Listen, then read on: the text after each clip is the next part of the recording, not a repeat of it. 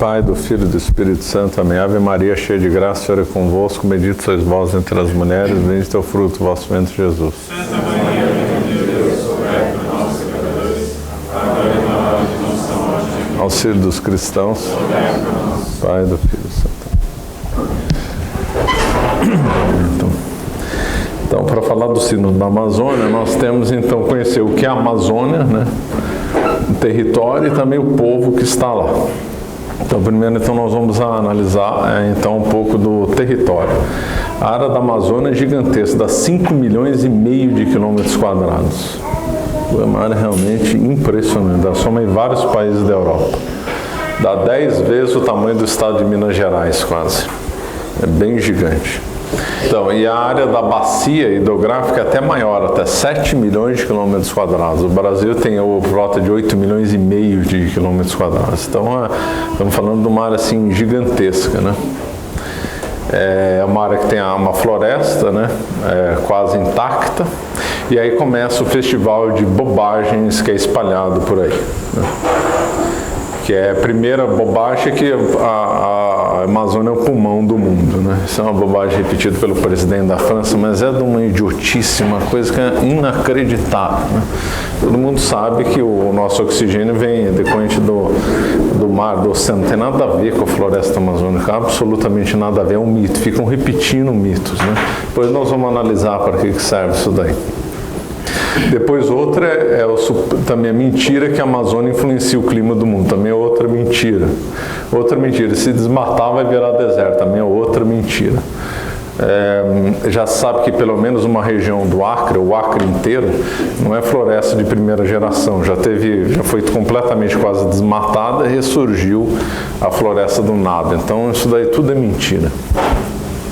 E também envolve todo esse negócio da Amazônia com o mito do aquecimento global, que é uma outra bobagem absurda, o aquecimento global ter causa antropogênica, né? Só para dar um argumento que diz que então o CO2 é que vai causar o aquecimento, né? E o CO2 seria produzido pelo homem e vai aquecer, gerando um efeito estufa, que também é mentira, não existe efeito estufa também. O efeito estufa só tem sentido em falar para superfícies pequenas e fechadas com vidro, para espaço aberto não tem lógica nenhuma falar em efeito estufa. Fora que mentem da física do efeito estufa, mas isso é outro assunto. Tanto como analogia, como se explica do efeito estufa, é tudo mentira. E do aquecimento global também mentira do CO2. Exemplo óbvio é comparar a década de 70 do século passado com a década de 30 do século passado. As indústrias na década de 70 emitiram muito mais CO2 do que nos anos 30 do século passado, óbvio, né? Em 40 anos a atividade industrial cresceu muito. E os anos 70 foram muito mais frios que os anos 30. Inclusive aqui no Brasil teve a famosa geada negra de 1975 que acabou com todo o cafezal do norte do Paraná. Então nós temos um exemplo flagrante dessa mentira, que é contrastar os anos 70 com os anos 30, claro. Então esse negócio de aquecimento global é uma baboseira.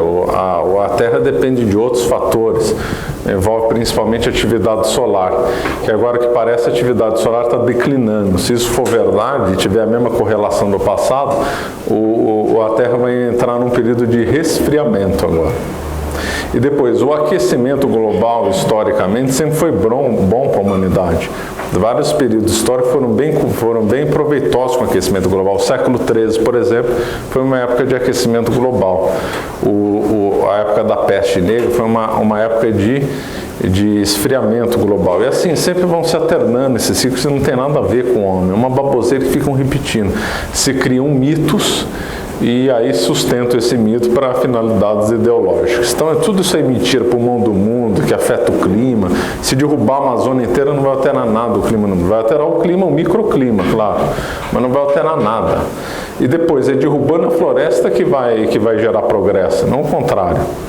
Imagina, por exemplo, o estado de São Paulo. O estado de São Paulo, quando os portugueses chegaram, mais ou menos era 80% de mato, ou até mais. Tinha alguns poucos campos aqui na região de São Paulo, certas regiões do interior de São Paulo, mas 80% era Mata Atlântica. Hoje é invertido. 20% só que é Mata Atlântica preservada, junto com APPs e reserva legal. E o estado de São Paulo é o estado mais rico da federação. Eu pergunto, se o estado de São Paulo tivesse preservado 80% do mato, aqui seria pobre, não seria rico. O estado de São Paulo é extremamente rico, a região mais rica do Brasil. Para você ter uma ideia, o interior do estado de São Paulo é o maior produtor de laranja do mundo. Produz mais laranja lá que qualquer outro país do mundo. E olha o tamanho do estado de São Paulo, pequeno. É o segundo, individualmente, é o segundo maior produtor de cana do mundo. O Brasil é o maior produtor de cana do mundo. São Paulo é o maior produtor do Brasil. E aqui tem isso que só perde para a Índia em produção de cana. Eu pergunto, teria essa produção fantástica de cana e de laranja se aqui preservasse 80% do mato? Lógico que não.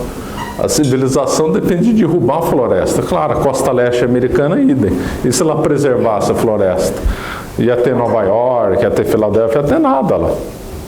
E mais, a história da Idade Média depende justamente dos beneditinos. Os beneditinos, São Bento é o patriarca da igreja, é o pai da Europa, o patriarca da Europa, patrono da Europa Ocidental.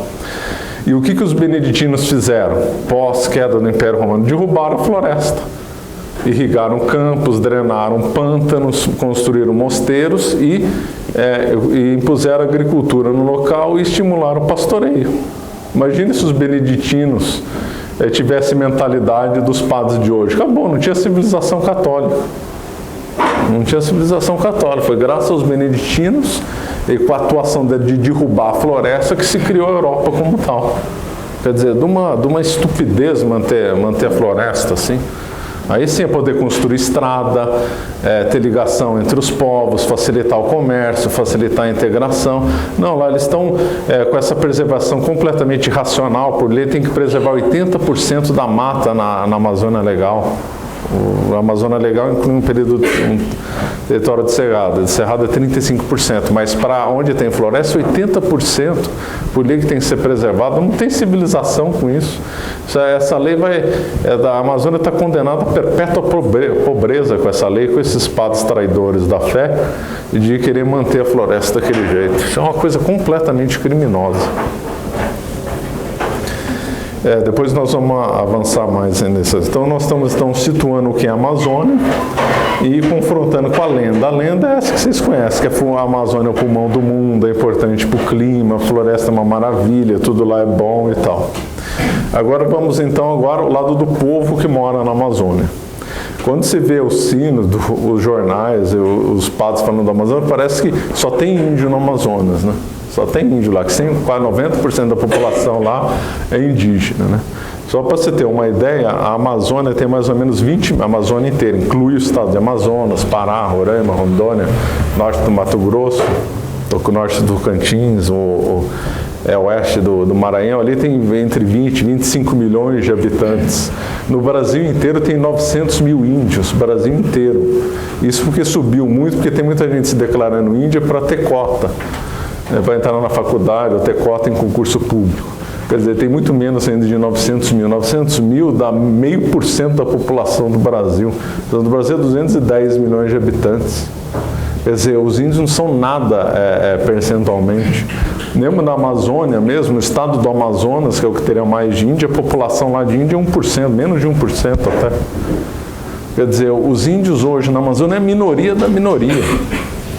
É uma invenção desse daí de fazer um movimento enorme para a minoria da minoria. É uma coisa completamente ridícula.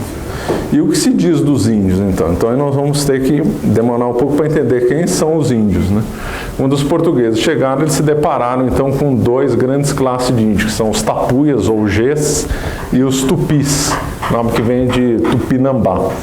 Os tupis ocupavam todo o litoral do Brasil, com exceção de dois grupos tapuias, que eram os aimorés e os goitacás, né? O grupo tapuia mais no interior do Brasil, regiões do sul do Mato Grosso, oeste de São Paulo, Minas Gerais, sul do Ceará, Goiás, os goiáses, né, também eram tapuias, aqueles não tem mais, os uazes em Rondônia, todo esse meião do Brasil era tudo de tapuia. Ainda tem os outros tupis em certas bacias amazônicas, os tupinambás na foz do rio Amazonas, e também tinha tribos tupis, né, em Rondônia. era um povo totalmente selvagem. E os tapuis conseguiam ser mais selvagens que os tupis, né? Falar de alguns hábitos aí que meus alunos conhecem bem, né? Que então eles eram todos canibais, né? Tinha antropofagia generalizada. Eles praticavam, tem dois tipos de canibalismo, né? O endocanibalismo e o exocanibalismo. O exocanibalismo é aquele que então janta ou almoça vencido numa guerra. Então o inimigo é consumido no banquete antropofágico, que aqui era generalizado, os tamoios, temiminós, tabajaras, todo mundo fazia isso, todos os índios faziam isso. E o endocanibalismo, que é fazer um banquete antropofágico com alguém da tribo que morre. Isso é feito até hoje em dia entre os Yanomamis. Então os Yanomamis, quando morre um ente querido, eles então põem fogo, né? Fazem uma cremação, misturam as cinzas numa pasta de milho e comem. Então é uma maravilha, né? Os Huases, que não tem mais, eles também comiam o fígado e o coração dos mortos da mesma tribo, só que não cremavam. O fígado e o coração eram assados, eles comiam tiras e misturavam com uma pasta de mandioca. Então é uma maravilha, diabo, é um infanticídio generalizado, abuso das jovens índias que tem até hoje entre os Yanomamis e ninguém divulga, suicídio assistido para crianças índias, jovens na faixa dos 10 anos, e toda brutalidade que não dá nem para comentar. É interessante que o relato dos padres jesuítas do começo do século XVI é igualzinho o relato dos irmãos Vilas Boas do metade do século passado, lá pelos anos 50. Quem lê um, lê outro, fala pura verdade que são relatos exatamente os mesmos de hábitos muito parecidos. Quer dizer, é um povo completamente selvagem, com magia negra, os pajés incorporavam espírito, incorporavam o demônio, né? Possessões diabólicas, magia negra, feitiço. Todo o negócio na arte da guerra indígena envolvia o feitiço também. Então, todas essas sujeiras possíveis, um povo completamente selvagem, sem alfabeto, eles contavam 1, 2, 3 e muitos, né?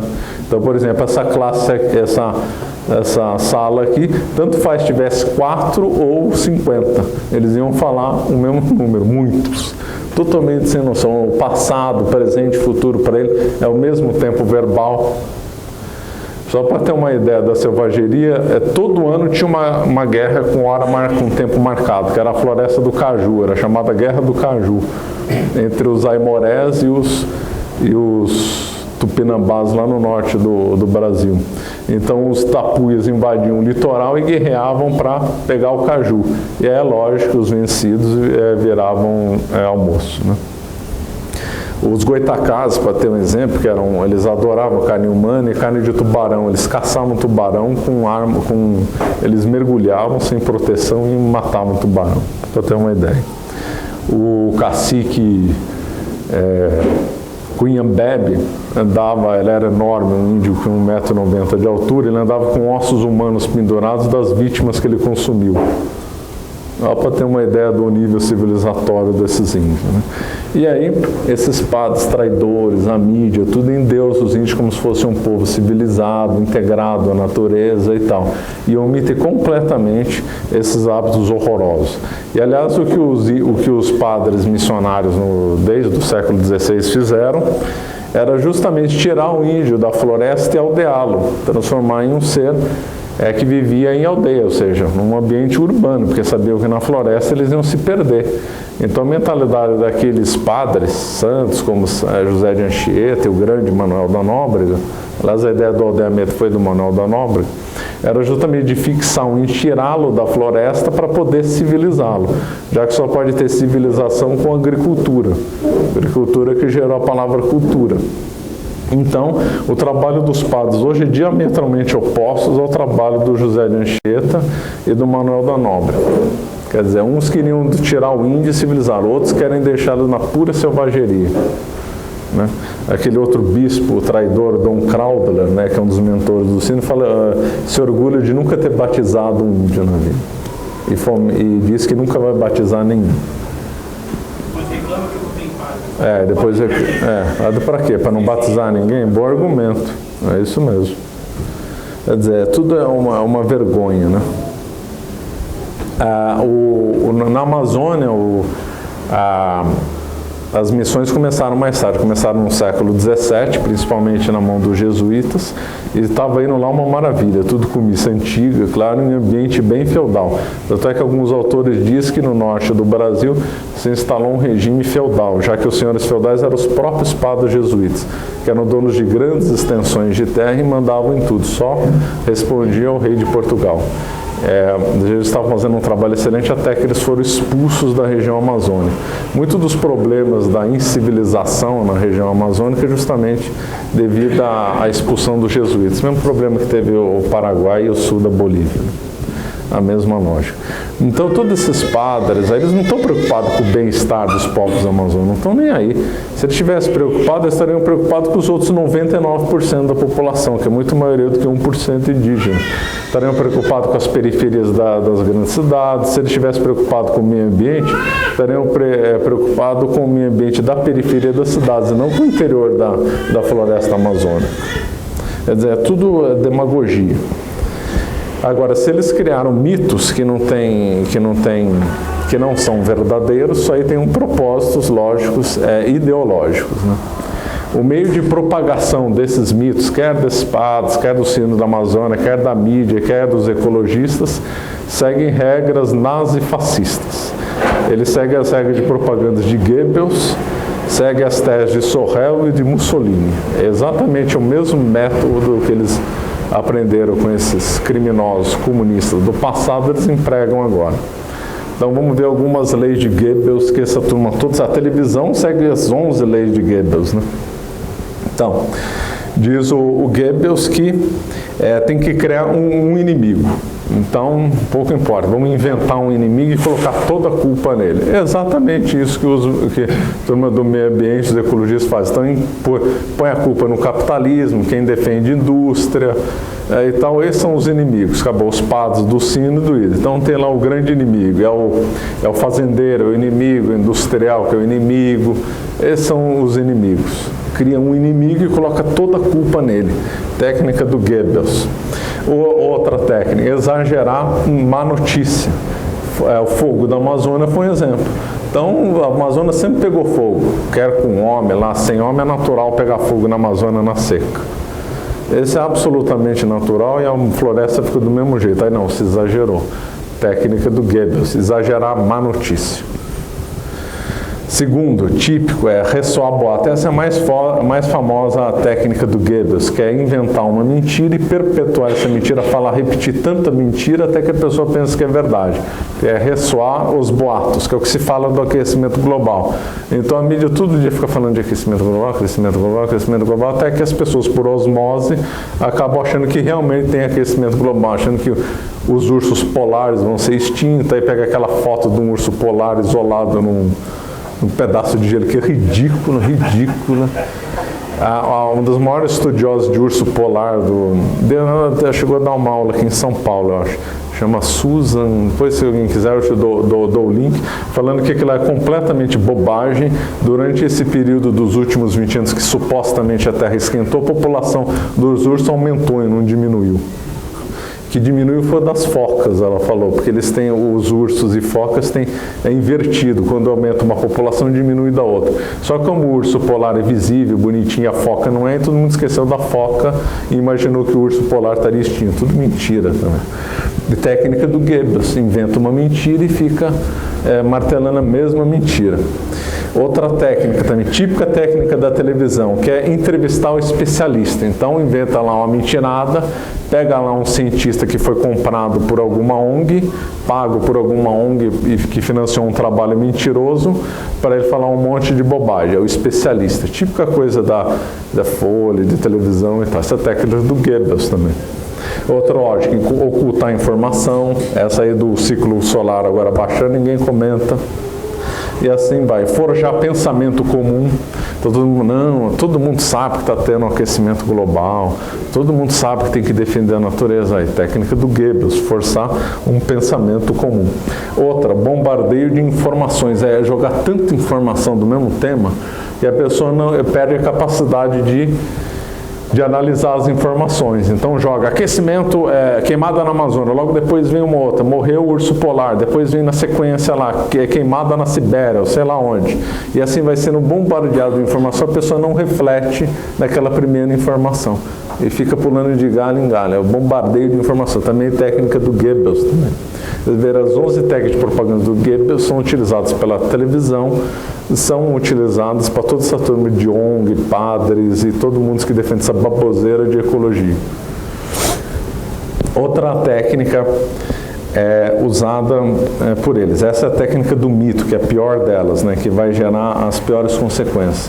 A tese do mito é antiga, né? Os gregos já exploraram o mito para formar os povos, só que o mito grego formou um grande povo. Agora estão paganizando o mundo com mitos péssimos, mas o mito é sempre usado na história da humanidade. Agora teve um fulano que sistematizou isso sob a ótica marxista, que infelizmente é pouco estudado, se chama Georges Sorel, que foi um dos mentores do Mussolini. Então ele comenta lá no trabalho dele sobre violência, que ele também recomendava a violência, dizendo que não importa se é verdade. O que importa é as pessoas acreditarem num mito e usar esse mito em favor da nossa ideologia. É isso que importa. Então, o que ele comentava aqui, que são os mitos? São imagens capazes de evocar em bloco e somente pela intuição, antes de qualquer análise refletida, a massa dos sentimentos, que é isso que acontece no mundo com o discurso do meio ambiente. Então, não se explora a razão das pessoas, explora o sentimento. Então, você usa a propaganda goebbeliana, com métodos do Goebbels, para forjar um pensamento e criar um mito. E aí nós vamos explorar esse mito com razões ideológicas que nós vamos comentar daqui a pouco. Assim vai. Outra técnica fascista é a técnica da escassez, da pressão social e do catastrofismo. Então, a escassez é vendida agora que tem que proteger o meio ambiente, porque vai acabar tudo, vai acabar o petróleo, vai acabar a planta, ninguém vai ter mais onde comer, vai acabar tudo, então tem que reduzir a população mundial, porque o meio ambiente não vai dar conta de todo mundo. Essa é a técnica da escassez, que foi utilizado por Mussolini, pelo Hitler, é utilizado muito nos Estados Unidos pelo progressismo americano, que é tudo mentira, né? Aliás, essa técnica da escassez é muito contra Deus, né? Porque dizem então que Deus não foi sábio dispor os meios para sustentar o homem no planeta Terra, né? É contra a providência, que é uma tese contra Deus, é uma coisa completamente diabólica. Diz que Deus errou na criação e não dispôs os meios convenientes para o homem conseguir viver num planeta. Então isso aqui é uma coisa escandalosa contra Deus, essa da escassez. Outra, pressão social. Típica técnica fascista que é usada. Não, você vai ter que conservar, você vai ter que parar de andar de avião, vai ter que só ter coisa renovável, parar de usar carro com combustível, usar carro elétrico, é outra bobagem.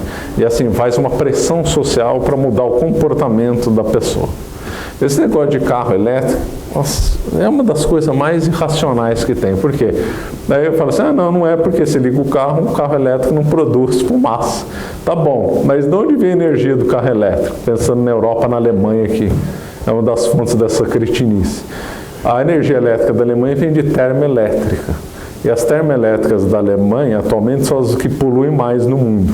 Então você troca um combustível fóssil para usar um carro elétrico que usa energia elétrica de uma termoelétrica produzida a carvão, que é o que mais polui na Europa atualmente, são as termoelétricas alemãs. Olha o raciocínio completamente irracional.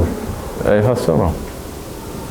Mas com as técnicas do Goebbels a pessoa acredita. Então quer andar num carro elétrico, ele não vai poluir. Ele talvez não polua, mas o processo que o construiu está poluindo igual ou mais ao carro de combustão. E assim vai, tudo de energia, tudo irracional. Por exemplo, energia eólica. Tudo bem ter energia eólica, mas a energia eólica, as baterias da energia eólica são na linguagem, são completamente, agridem mais o meio ambiente do que qualquer outra coisa. Isso não é comentado. Quando fala, não, a energia eólica é renovável, não afeta o meio ambiente. A bateria afeta, né? Aliás, se nós formos raciocinar, de acordo com os que os ecologistas pensam, para proteger o meio ambiente, a melhor energia que tem é a nuclear, disparada, é a mais eficiente e a que agride menos o meio ambiente. Se você for falar isso para um ecologista, ele é capaz de te bater, porque ele não está preocupado com a realidade, está preocupado com o mito. Ele vai dizer que a energia nuclear é mais antiecológica, mas é a mais ecológica que tem a energia nuclear. É a mais eficiente, é a que menos agride o entorno, e a única coisa que ela é pior, lógico, é a potencialidade de destruição, mas isso é uma potência, não está em ato, está em potência, né? Mas isso eles são incapazes de raciocinar metafisicamente, né? Então é só mentira, só irracionalidade, isso é tudo feito de propósito. O que eles querem estimular no homem, daqui a pouco nós vamos ver, é o lado irracional e não o lado racional. Isso é feito de propósito. Além de enganar, é para estimular o lado irracional e não o lado racional. E outra técnica fascista é o catastrofismo. Então, se o homem não agir agora, vai acabar o mundo. Então, o oceano vai subir 1 metro, o clima da Terra vai subir 5 graus. Eu fico perguntando, hein? O pessoal é incapaz de prever como é que vai ser o clima daqui de São Paulo daqui a 1 mês. Como é que ele sabe que daqui a 50 anos vai subir 1 grau? Então, o fulano não consegue levantar 50 quilos, vai conseguir levantar 200 quilos? É completamente irracional. Então, o Al Gore, num documentário que eu não vi para não ficar irritado, mas segundo consta, ele disse lá que o nível do mar ia subir. E aí o que ele fez? Comprou uma mansão beira-mar. Claro, cara de pau, né? Lógico. Não está nem aí, não está preocupado com a verdade, está preocupado em ganhar dinheiro em cima, em vender uma ideologia, né? Bom, passado então essa parte, vamos para outra. Hoje nós sabemos que a ecologia está unida com o socialismo, só que isso nunca não era assim. Não era assim não só em relação ao meio ambiente, também não em relação aos índios. O Marx originalmente não estava nem aí com índio nem com o meio ambiente. E o socialismo real, ele também não estava nem um pouco preocupado com o meio ambiente. A União Soviética não tinha estudo de impacto ambiental, APP, reserva legal, não tinha nada disso. Os soviéticos destruíam qualquer coisa para pôr indústria, estrada de ferro, não estavam nem aí com nada. Haja visto que eles destruíram o Mar de Aral e ficou tudo por isso mesmo. E a China, qualquer lugar comunista, não estão nem aí com o meio ambiente. Esse liame com a ecologia, com o socialismo, surgiu depois.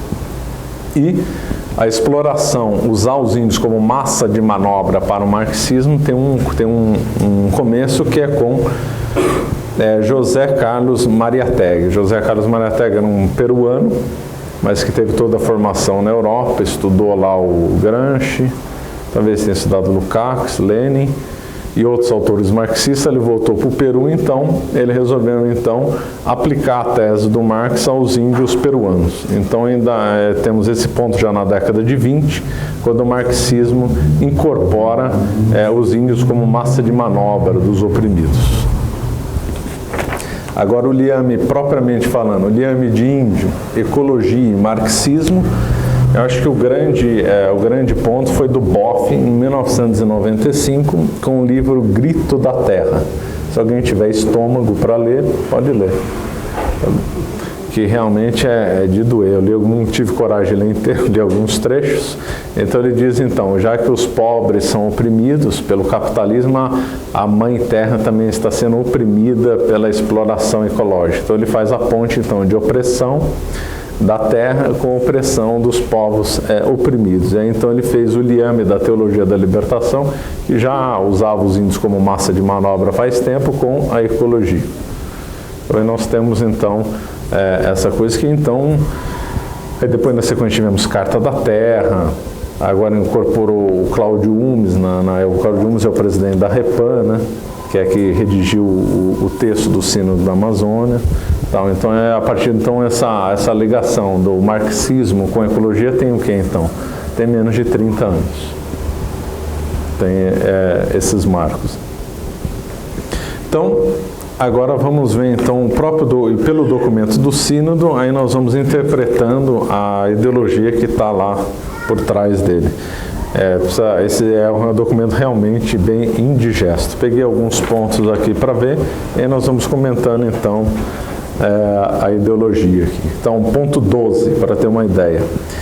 Intercomunicação dado que existe uma intercomunicação entre o cosmo inteiro, onde não há excludentes nem excluídos. Aí você vai usar com outras palavras, o que eles querem dizer? Querem dizer um panteísmo tosco, na qual está tudo integrado, né? Que é tudo divino, planta, bicho, carrapato, o ser humano está tudo integrado no mesmo sistema e tudo isso daí seria divino.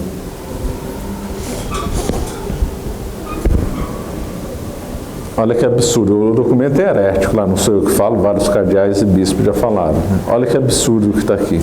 A conectividade e harmonia de relações entre a água, o território, a natureza, a vida comunitária, a cultura, Deus e as diferentes forças espirituais. Olha o absurdo, não vou nem comentar. Aqui, ponto 16, falando níveis de 4 graus a mais de aquecimento, desmatamento de 40%, ponto de inflexão aqui, catastrofismo, né? Técnica fascista.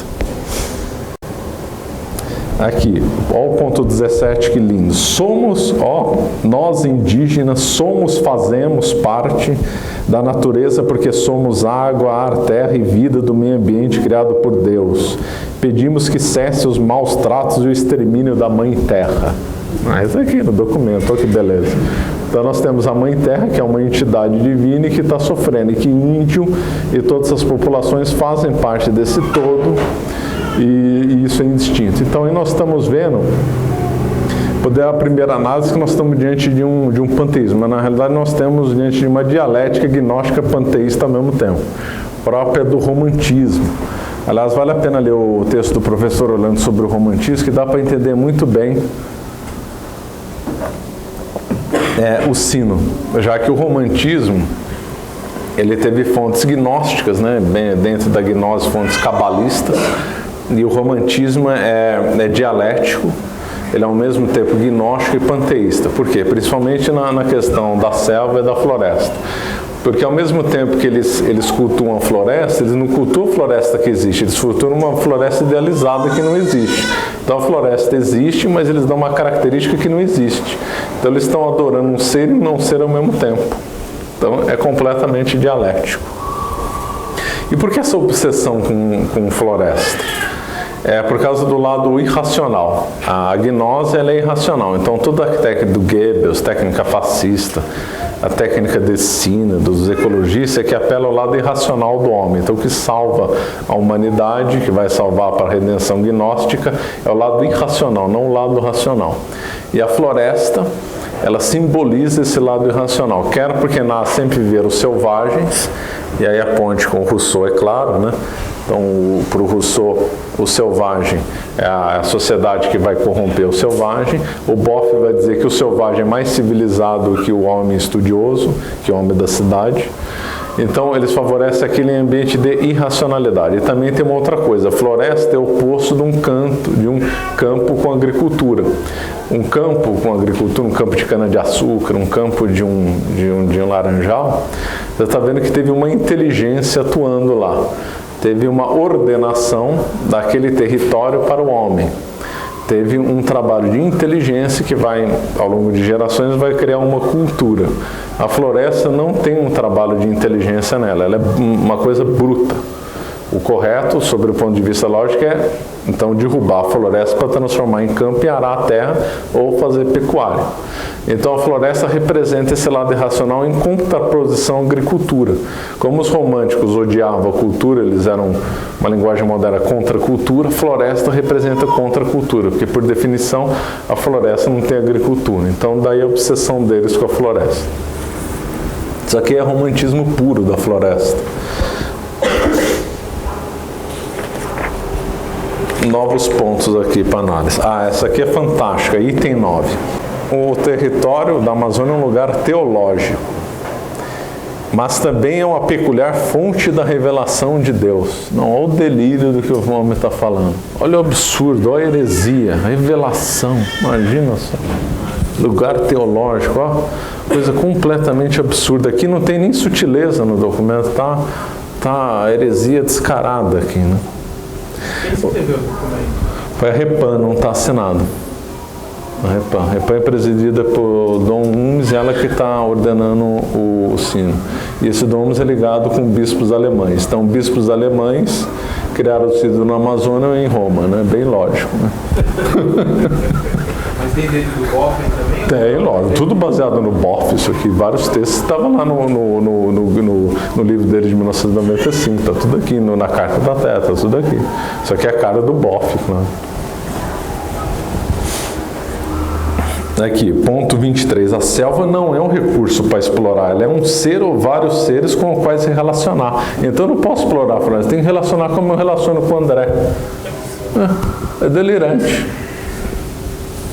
Lembrando que os índios não estavam nem aí para a selva, né? O que os índios faziam, esqueci de falar, eles derrubavam o mato, faziam a roça, queimavam, esgotavam os recursos do local, depois iam para outro lugar, queimavam, esgotavam os recursos do lugar. Só isso dá a definição de seminômade, já que não é um nômade tão radical. Tinha tribos que tinham um nomadismo mais radical, por exemplo, os Aimorés e os Caetés tinham um nomadismo mais radical. Outras tribos não, mas essa figura da tribo era assim. A primeira lei no Brasil para proteger a madeira foi feita pelos portugueses aqui, que criou o termo usado até hoje, madeira de lei. Justamente, os portugueses viram que aqui tinha madeiras boas e ruins.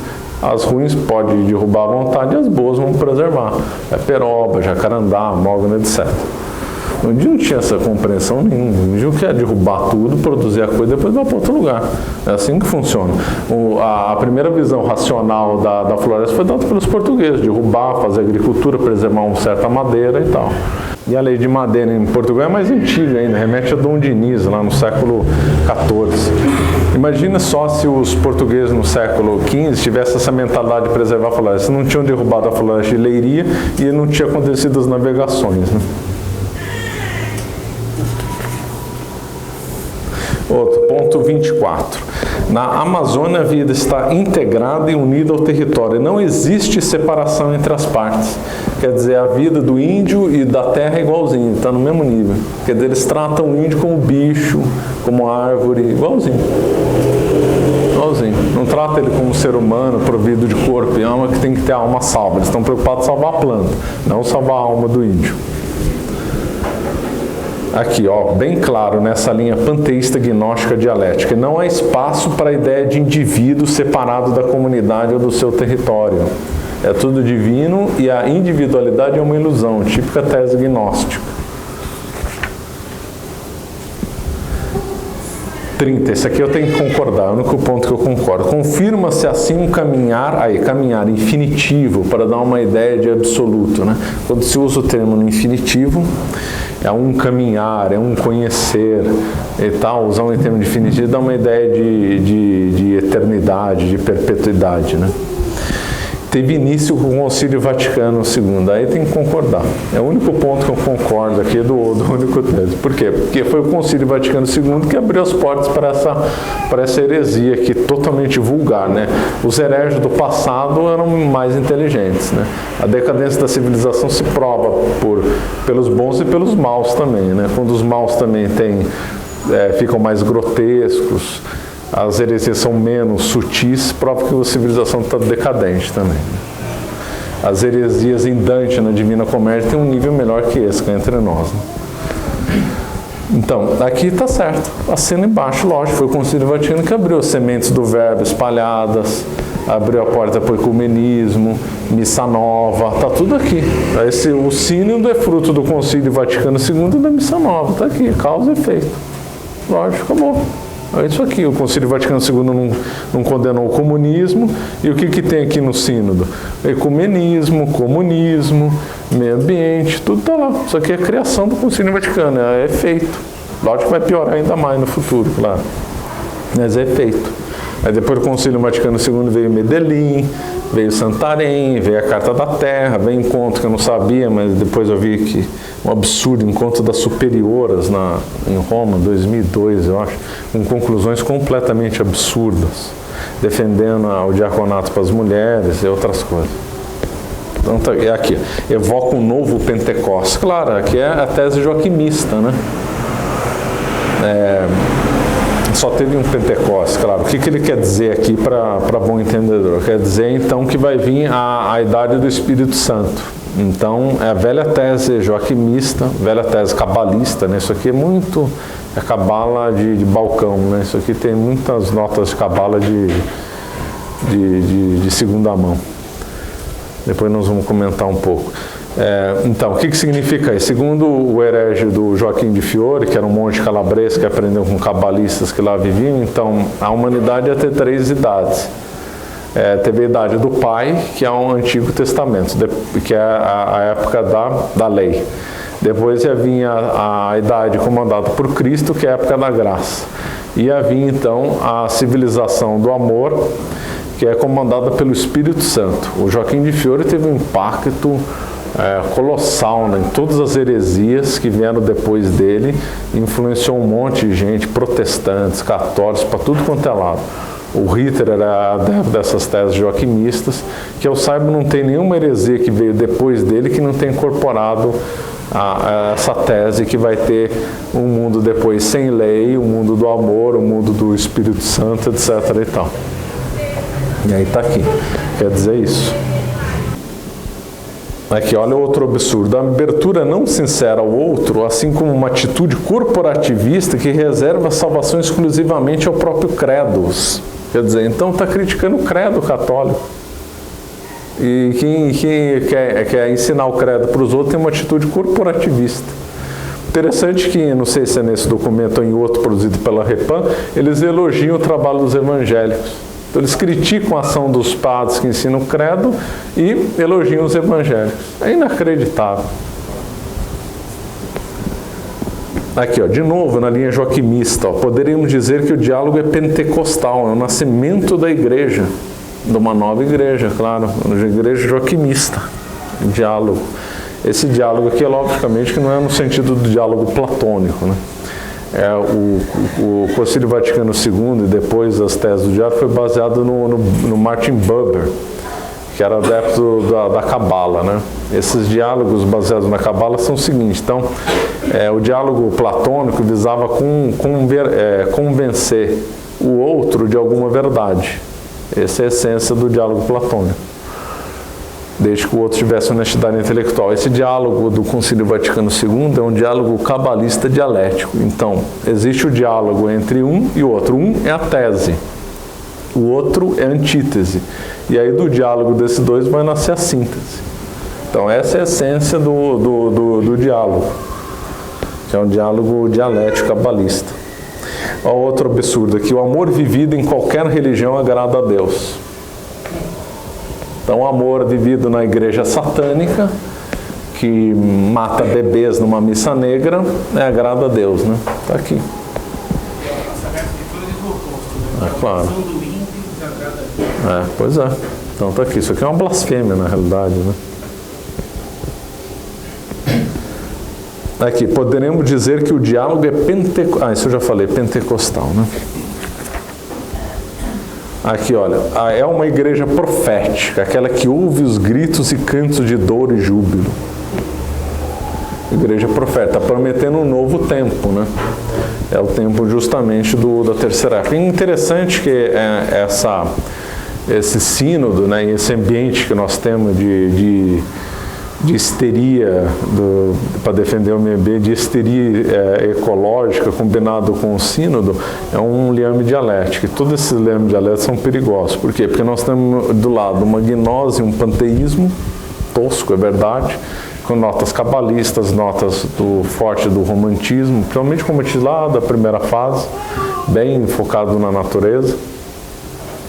E o lado da ciência, o lado racionalista, para explicar esses absurdos. Então, fala assim, para esse lado místico, gnóstico, do Boff, e do Humes e de outros que defendem essa palhaçada, vem então essa religião da Pachamama, religião da Mãe Terra, religião da interação panteísta e gnóstica, religião da floresta, e de outro lado, cientistas financiados por ONGs, por universidades aí responsáveis, que forjam documentos científicos mentirosos para justamente justificar esse discurso religioso.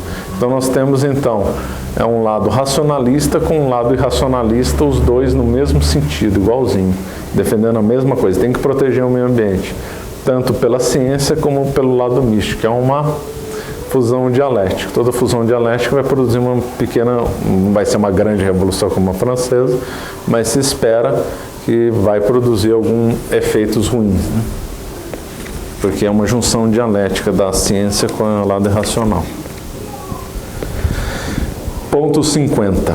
A Amazônia é preciso compreender também a noção de justiça e comunicação intergeracional, que inclui a transmissão da experiência ancestral, cosmologia, espirituais e teologias dos povos indígenas. Uma maravilha, a teologia do povo indígena, nossa, é um espetacular, nossa, não acredito como é. Aquele panteísmo tosco, né? É uma maravilha, né? A experiência ancestral de matar os crianças, abandonar os velhos, porque os índios, quando chegam numa determinada idade, se ele fica muito velho, eles são abandonados para morrer na floresta, né? Era outro relato do que o padre Zé de Anchieta fazia. Ele simplesmente abandonava os velhos para morrer. Os chineses também faziam isso. Quando o Matteo Ricci foi para a China, também ficou impressionado com esse hábito de largar os velhos para morrer. É um absurdo. Então, é uma maravilha, né? É isso daí. Criança que também nasce defeituosa, morre, se nasce gêmeos, morre também, porque aí, segundo eles, aí um gêmeo é só bom e outro é só ruim. Como você não sabe qual que é o bom e qual que é o ruim, tem que matar os dois. Capaz de sofrer. Verdade. Outra tribo, qual que era mesmo, não lembro, mas que os avós tinham o direito de jantar o primeiro neto. Assim, beleza, é tudo ancestral, uma maravilha, né? Teologia ancestral. Aqui nessa mesma linha, os índios, né, em sua sabedoria ancestral, cultivaram a convicção que a criação inteira está interligada e que merece o nosso respeito e responsabilidade, né? Uma beleza. Vamos ver alguns outros. Estou pulando, mas tudo isso aqui tem pontos. E o texto aí tem 54 páginas, só falando de menos de 1% da população. Sobre a coisa da urbanização tem uma página só. Não, perdão, 2 páginas. Sobre salvação de alma, tem alguma? Nada, 0. Eles estão querendo salvar a planta, não salvar a alma. Ponto 77, aqui, ó. As mudanças aceleradas que afetam a família amazônica, o tempo, né? Famílias monoparentais e tal, comentando. E ainda se contrasta a submissão da mulher no seio da família. O que significa isso? Tem submissão nos Yanomamis, tem a mulher. Pergunta lá como é que são as jovens são tratadas, nem dá para comentar aqui. Mas tem. Os Yanomamis foram muito estudados nos anos 70, 80. E até lançaram um livro que ficou muito entre os entendidos, foi até publicado nos Estados Unidos e na Europa sobre isso. É uma coisa inacreditável. Eles estão falando do abuso das mulheres nos Yanomamis, aí eu concordo.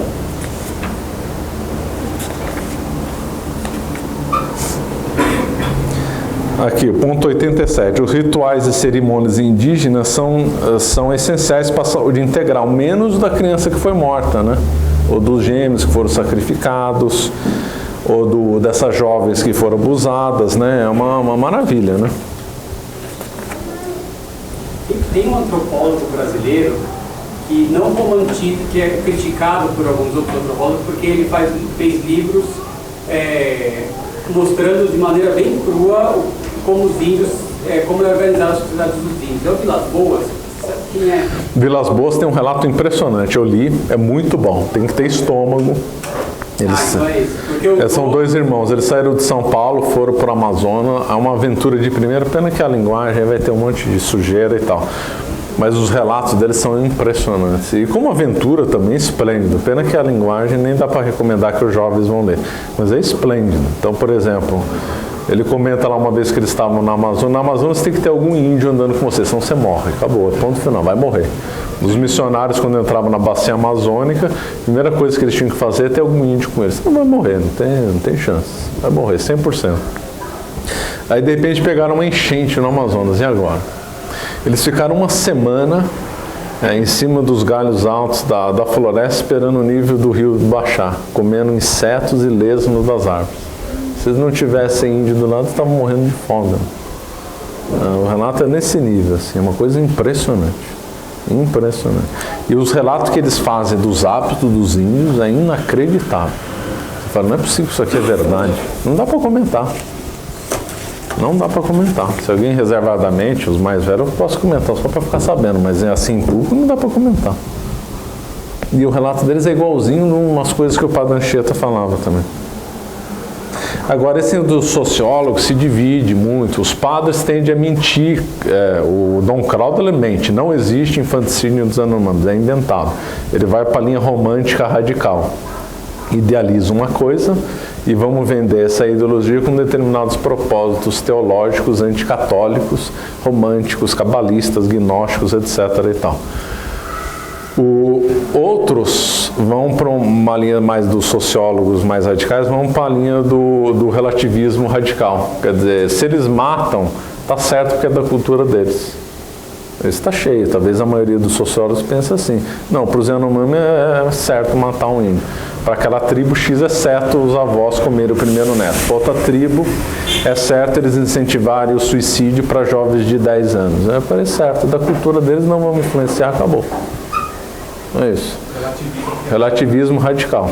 Eles até forçaram a FUNAI a proibir o estímulo dos suicídios nas tribos do Mato Grosso.